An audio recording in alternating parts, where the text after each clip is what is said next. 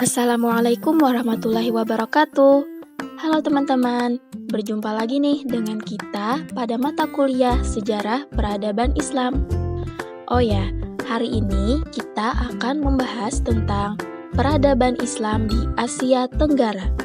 Sebelum kita memasuki materinya, perkenalkan terlebih dahulu kami dari kelompok 11 yang beranggotakan Mia Aspia dan Hazimah Akbar Al-Jabari. Baiklah teman-teman, sebelum kita membahas lebih lanjut, marilah kita sama-sama membacakan basmalah terlebih dahulu. Bismillahirrahmanirrahim. Oke, selanjutnya akan dijelaskan oleh Hazimah Akbar Al-Jabari. Proses masuknya Islam di Asia Tenggara terbagi menjadi 3 tahapan. Yang pertama, kehadiran para pedagang Muslim. Kedua, terbentuknya kerajaan Islam. Dan ketiga, pelembagaan Islam. Kita akan bahas yang pertama dahulu, kehadiran para pedagang Muslim. Fase ini diyakini sebagai fase permulaan dari proses sosialisasi Islam di kawasan Asia Tenggara yang dimulai dengan kontak sosial budaya antara pendatang Muslim dengan penduduk setempat. Pada fase pertama ini tidak ditemukan data mengenai masuknya penduduk asli ke dalam Islam. Bukti yang cukup jelas mengenai hal ini baru diperoleh jauh hari kemudian, yakni pada permulaan abad ke-13 Masehi atau 7 Hijriah. Sangat mungkin dalam kurun abad ke-1 sampai 4 Hijriah terdapat hubungan perkawinan antara pedagang Muslim dengan penduduk setempat, hingga menjadikan mereka beralih menjadi Muslim. Yang kedua, terbentuknya kerajaan Islam. Pada fase kedua ini, Islam semakin tersosialisasi dalam masyarakat Nusantara dengan mulai terbentuknya pusat kekuasaan Islam. Pada akhir abad ke-13, Kerajaan Samudra Pasai sebagai kerajaan Islam pertama di Indonesia merebut jalur perdagangan di Selat Malaka yang sebelumnya dikuasai oleh Kerajaan Sriwijaya. Ketiga, pelembagaan Islam. Pada fase ini, sosialisasi dan dakwah Islam semakin tak terbendung dan berhasil masuk ke pusat-pusat kekuasaan, merambah hampir ke seluruh wilayah. Hal ini tidak bisa dilepaskan dari peranan para penyebar dan pengajar Islam. Mereka menduduki berbagai jabatan dalam struktur birokrasi kerajaan, dan banyak di antara mereka menikah dengan penduduk pribumi. Masa Raja-Raja Islam di Asia Tenggara. Kesultanan Samudra Pasai. Samudra Pasai merupakan kesultanan Islam pertama di Indonesia. Sultan pertama Samudra Pasai adalah Malikus Saleh. Kesultanan ini memperoleh sumber pendapatan yang besar dari pajak perdagangan dan pelayaran. Sejarah Kesultanan Samudra Pasai dapat diketahui antara lain dengan ditemukannya uang dirham emas dengan tulisan nama sultan yang memerintah Samudra Pasai. 2. Kesultanan Malaka pada abad ke-15. Kesultanan ini terletak di semenanjung Malaka. Islam di Malaka berasal dari Kesultanan Samudra Pasai. Pendiri Kesultanan Malaka adalah Parameswara, seorang pangeran dari Sriwijaya. Peninggalan sejarah Kesultanan Malaka berupa mata uang yang merupakan peninggalan dari akhir abad ke-15 dan benteng Aformosa yang merupakan bukti penaklukan Malaka oleh pasukan Portugis. 3. Kesultanan Islam Patani pada abad ke-15. Kehadiran Islam di Patani dimulai dengan kedatangan Syekh Said Mubalik dari Pasai. Kesultanan Patani mengalami kemajuan pesat setelah menjalin hubungan dengan Kesultanan Malaka. Kesultanan Patani kemudian menjadi pusat perdagangan dan pelabuhan, terutama bagi pedagang dari Cina dan India. Kejayaan Patani berakhir setelah dikalahkan Kerajaan Siam dari Bangkok. Peninggalan sejarah Patani berupa nisan kubur yang disebut Abu Aceh yang melambangkan kedekatan hubungan dengan Samudra Pasai. 4. Kesultanan Banjar abad ke-16. Kesultanan Banjar merupakan kesultanan Islam yang terletak di Pulau Kalimantan bagian selatan. Kesultanan Banjar berdiri pada 1595 dengan penguasa pertama Sultan Suryansah. Peninggalan sejarah Kesultanan Banjar dapat dilihat dari bangunan masjid di Desa Kuin, Banjarmasin Barat, yang dibangun pada masa pemerintahan Sultan Tamjidillah. 5. Kesultanan Banten pada abad ke-16. Kesultanan ini adalah kesultanan terbesar di Jawa Barat. Kesultanan Banten didirikan oleh Sunan Gunung Jati pada tahun 1524. Pada masa pemerintahan Sultan Maulana Hasanuddin, Islam telah mengalami perkembangan pesat. Hal ini ditandai dengan berdirinya bangunan masjid dan pesantren. Kesultanan Banten mencapai masa keemasannya di masa pemerintahan Sultan Ageng Tirtayasa. Kesultanan ini mengalami kemunduran setelah terjadi perang melawan Belanda.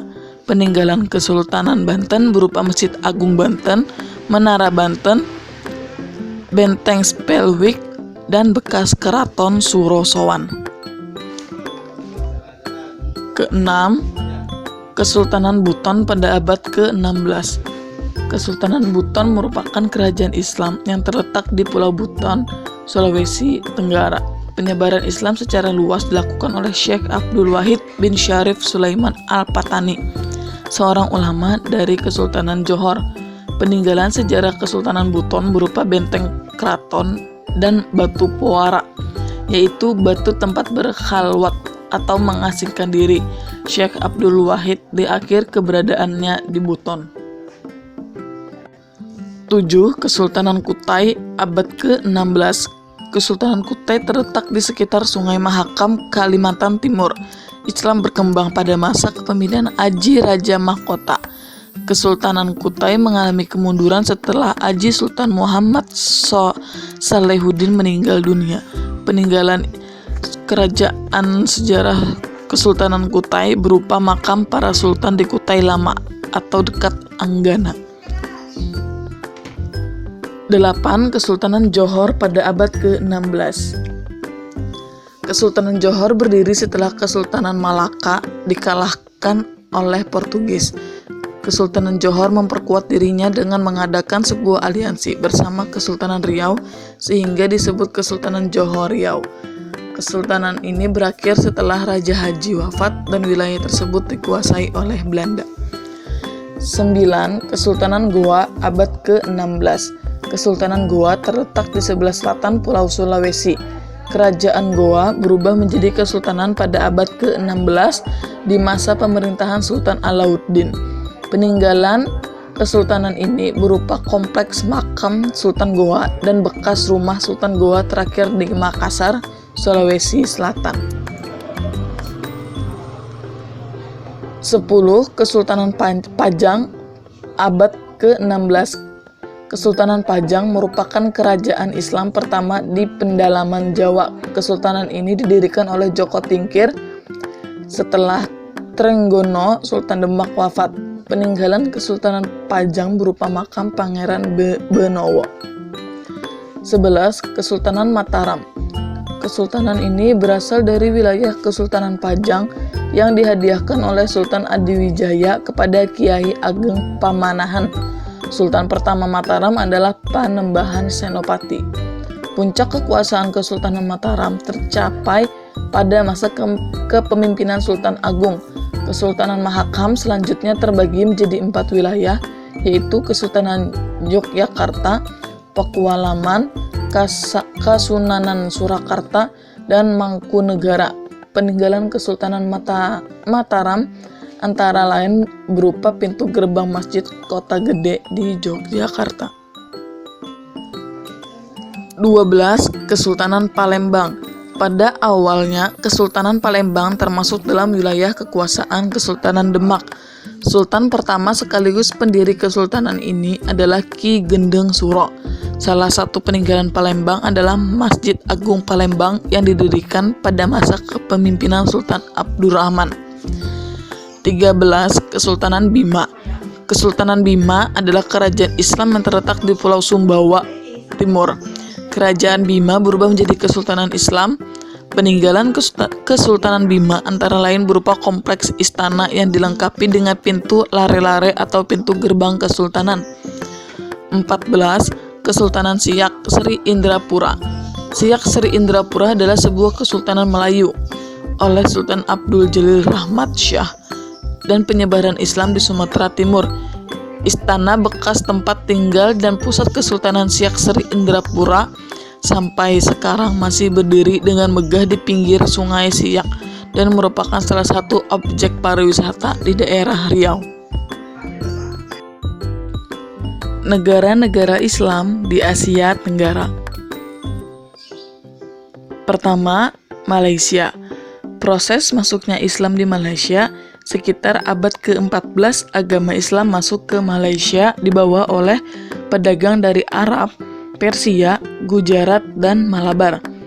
Sejarah masuknya Islam di Malaysia tidak terlepas dari peran kerajaan-kerajaan Melayu jauh sebelum datangnya Inggris di kawasan tersebut. Sejak sebelum Islam datang ke wilayah Asia Tenggara, Malaysia berada di jalur perdagangan dunia yang menghubungkan kawasan-kawasan Arab dan India dengan wilayah Cina dan dijadikan tempat persinggahan sekaligus pusat perdagangan yang amat penting. Maka tidak heran jika wilayah ini juga menjadi pusat bertemunya berbagai keyakinan dan agama yang berinteraksi secara kompleks. Perkembangan Islam di Malaysia.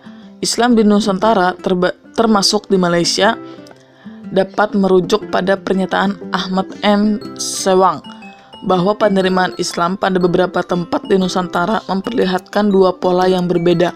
Pertama, Islam diterima terlebih dahulu oleh masyarakat lapisan bawah, kemudian berkembang dan diterima oleh masyarakat lapisan atas atau elit penguasa kerajaan.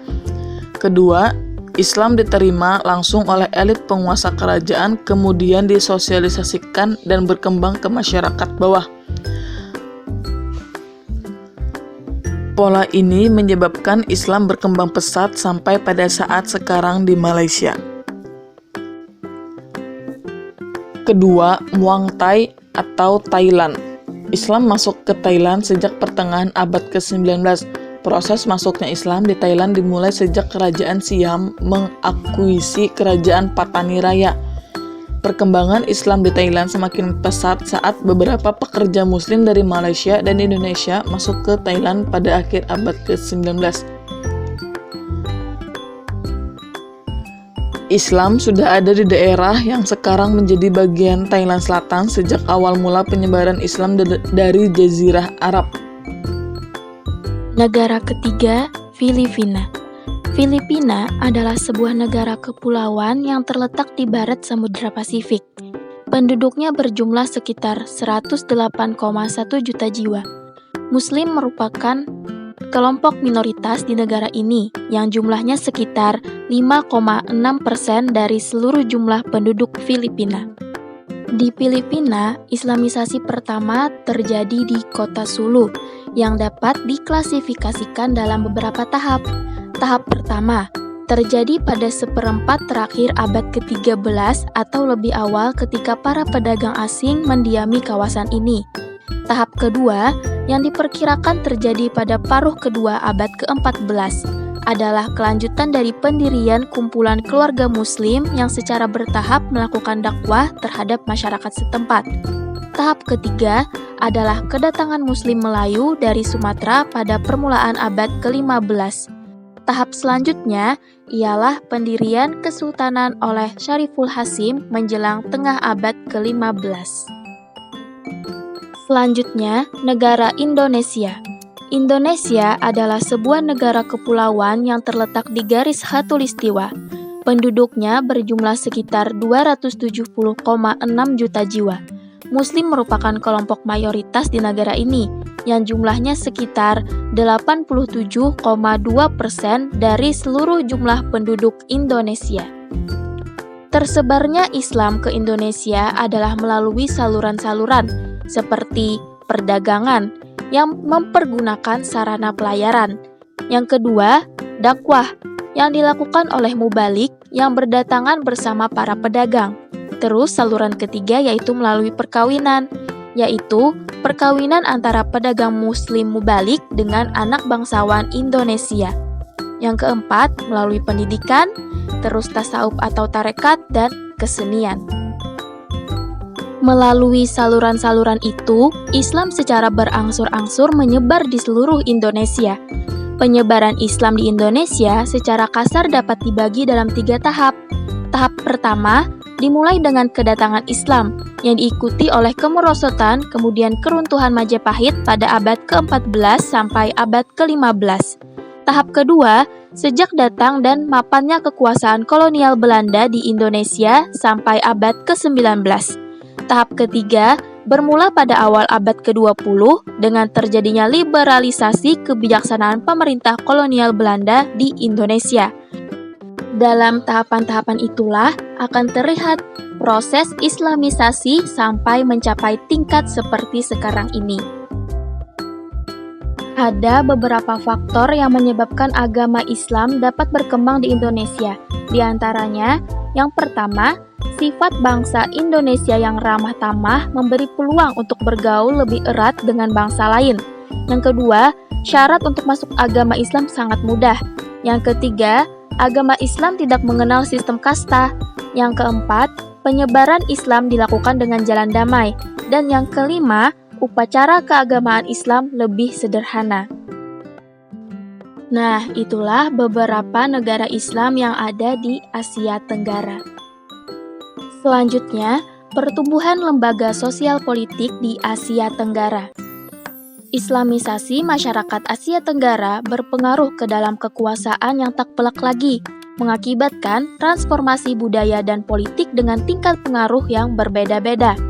Budaya politik Hindu-Buddha yang merupakan tradisi politik wilayah kepulauan telah digantikan dengan ide-ide dan lembaga-lembaga yang diilhami oleh Al-Quran dan sumber-sumber sah lainnya. Konsep Islam tentang pemimpin menggantikan konsep Hindu tentang Deparaja. Sebutan kehormatan dan gelar yang bernafaskan Islam mulai digunakan. Hukum Islam segera dilaksanakan setelah Islam menjadi agama resmi, meskipun tetap selektif. Banyak lembaga-lembaga sosial politik yang terbentuk di Asia Tenggara. Contohnya, seperti Budi Utomo di Indonesia, United Malaya National Organization di Semenanjung Malaya, Burma Socialist Programme Party di Filipina, dan Patani United Liberation Organization di Muang Thai. Selanjutnya yang terakhir, kita akan membahas mengenai perkembangan keagamaan dan peradaban di Asia Tenggara. Islamisasi dari kawasan Asia Tenggara ini membawa persamaan di bidang pendidikan. Pendidikan tidak lagi menjadi hak istimewa kaum bangsawan. Tradisi pendidikan Islam melibatkan seluruh lapisan masyarakat. Setiap muslim diharapkan mampu membaca Al-Quran dan memahami asas-asas Islam secara rasional, dan dengan belajar huruf Arab diperkenalkan dan digunakan di seluruh wilayah dari Aceh hingga Mindanao. Bahasa-bahasa lokal diperluasnya dengan kosakata dan gaya bahasa Arab. Bahasa Melayu secara khusus dipergunakan sebagai bahasa sehari-hari di Asia Tenggara dan menjadi media pengajaran agama. Bahasa Melayu juga punya peran yang penting bagi pemersatu seluruh wilayah itu. Sejumlah karya bermutu di bidang teologi, hukum, sastra, dan sejarah juga bermunculan. Sistem pendidikan Islam kemudian dirancang. Masjid atau surau menjadi lembaga pusat pengajaran. Ibadah haji ke tanah suci diselenggarakan, dan ikatan emosional, spiritual, psikologis, dan intelektual dengan kaum muslim Timur Tengah segera terjalin. Namun, fragmentasi politik yang mewarnai wilayah ini, di sisi lain, juga melahirkan perasaan akan perbedaan identitas politik di antara penduduk yang telah diislamkan. Itulah penjelasan kami mengenai peradaban Islam di Asia Tenggara. Semoga dapat dipahami ya.